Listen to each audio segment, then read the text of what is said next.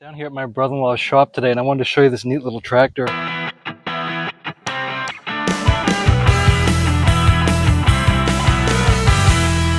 that I found. And basically I found it and I told my brother-in-law about it, and he said if I didn't buy it he would, and I was getting the Jubilee, so I didn't buy it and he did. So at least I know where it is, if maybe later on if he wants to sell it. This is fresh off a farm not far away from us, and you can see the front end's a little squished in, and so I'm told that the owner, one of the drivers I guess, drove into a round bale or something. It's not affecting the radiator, it could just be pounded out. It's been, looks like, brush painted at some point in its life, and it's all cracked and faded. Could use some love, but otherwise it's pretty much solid. And what this is a Farmall 230, which looks a lot like a Super C, and in fact it's the final rendition of the C before they went to the 40 series, like the 140, 240, 340, and the 240 actually replaced this with a whole different design and more horsepower. By the looks of this one, it's a 56, so the first year they made it, and it's because it's 6807, so that's a real low serial number for this tractor. The first bunch of these that came out, and I believe the 56s, didn't have white on the nose or the front, and that one, somebody painted that one silver. But to be correct, the early ones,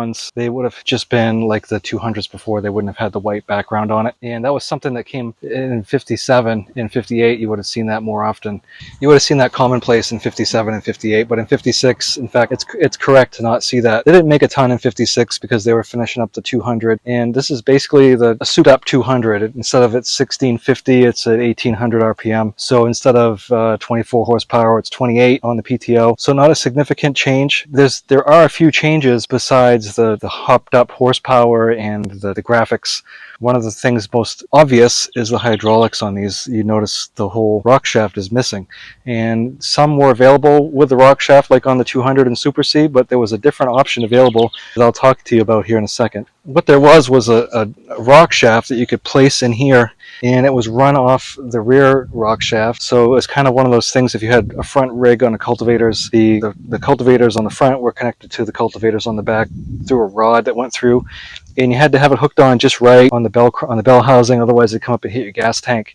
So this was a 2-row tractor designed for primarily cultivating and planting, vegetables or corn mainly. So the fast hitch is a lot different too. You can see you've got a crank level here that folds down, and this whole assembly is different than a Super C and a 200. And in fact, a lot of the stuff that went on the Super C and 200, even though it was fast hitch, wouldn't connect the same. For example, the mower was connected differently, and a lot of the stuff that you would have used on the 200 and the Super C, they didn't work on this. Also, one of the things that's very prone to breakage, and I know because I did this on my 230, is you've got this one piece of steel right here connected down here, and if you have your disc harrows on, you can't turn with your disc harrows. You got to pick it up, because if you turn with your disc harrows, you're pretty apt to break this, and in fact I did. So I was able to get it welded and fixed, but from that point forward there was no turning with the disc harrows at the end. You just kind of picked it up and went back with it. Whereas with the Super C, the 200, you could make a wide sweep. I mean, I wouldn't do a 180 with it, but you could make a sweep, but you can't with these. You'll ruin it. The neat feature on these was this traction booster level here. When you picked up on it,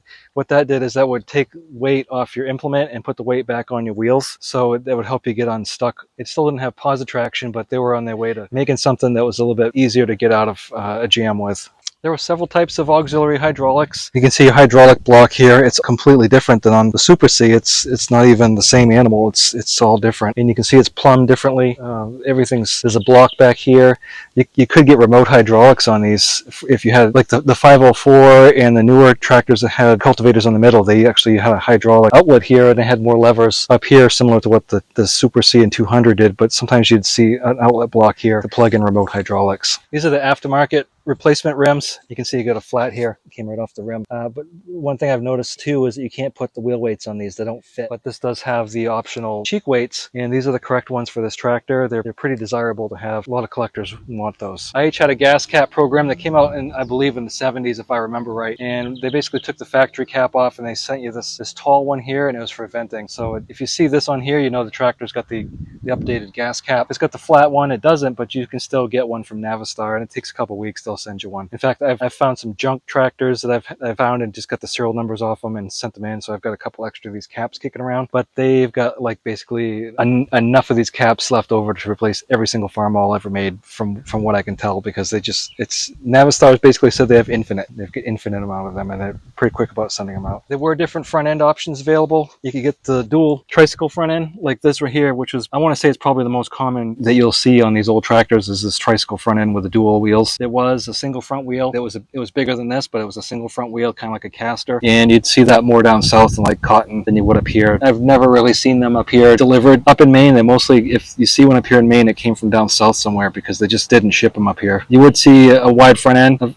quite often. So I'd say the most popular was this one, and then the second most popular was the wide front end. But there were 3 options available for this tractor for a front end. You can see it's been converted to 12 volts, and it looks like the original wiring harness. And whoever did it did a fairly decent job because it's not all hacked up. It's run nicely, and the connectors are all good. But this tractor did come standard from the factory with a 6-volt generator and a 6-volt battery and a 6-volt system. A lot of people will convert these to 12 volts because they start quicker, they're easier to jump start, and the 12-volt parts are just more reliable now than the 6-volt stuff is. One thing I do want you to take note of though is the air cleaner on this. This is the tall air cleaner. This is like on the 140, and it will not fit on a 200 or a Super C. It's completely different. So if you look at this, you'll see that that's the newer style. And if you have a 200 or a Super C and you want to get an air cleaner, you can't use this one. It's because the manifold is different and the way it hooks into the carburetor is different. So they're not the same. In fact, I've had a 130 and a 140 next to each other, and I've had these out, and so that's how I know. Just looking at it, you can tell something's weird, like it's taller for one thing, but it sets higher and it bolts differently, so you couldn't, they're not interchangeable. Looking here, you can see what I mean about the hydraulics. It's totally different. It's a whole new different unit, and you can see there's the hydraulic pump comes back there, and it comes to this right here